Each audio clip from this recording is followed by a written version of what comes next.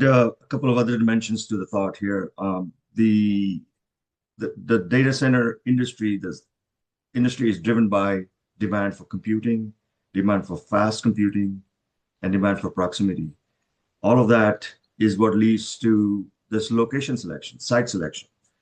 Um, and it happens in a sometimes in a clustered way where the capacity demand that is incremental to what was already planned by the utility companies in that region, in that zone, was not prepared for these surges. And just looking at the designs themselves, there's two types. There's the hyperscaler type, and then there's co-location companies that are the companies that have ability to host a variety of data center solutions in it. Could be multiple tenants in it. Um, all said, these data center clusters technically provide a challenge because it's an I want it now kind of demand for water and cooling. Uh, then and at the same time, the biggest challenge is the extra power needed to fund the activity, to run the activity, to energize the activity. On top of it, if you take an average data center design compared to what was 5 years ago, the compute need per rack is 10 to 12 fold.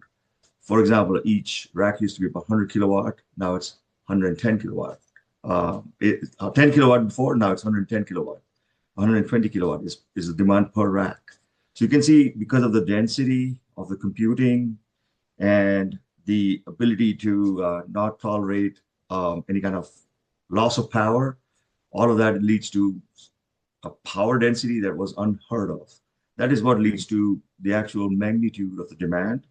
And the other thing is, I would call so density is another thing I would emphasize is what leads to the scale of the challenge itself. And then when these data centers come in our community, they compete for finite pre-planned resources, which could be power capacity and water capacity.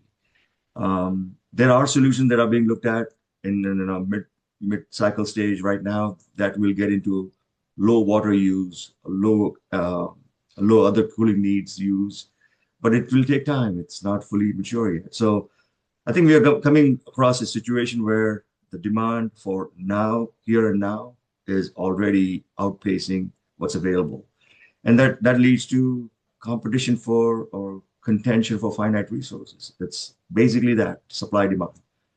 Demand is outpacing the supply of part of it, and the demand is unfortunately and fortunately one that is probably going to lead us to the fourth industrial revolution per se, I would say, where the need to upgrade and transition is not it's not discretionary per se. One last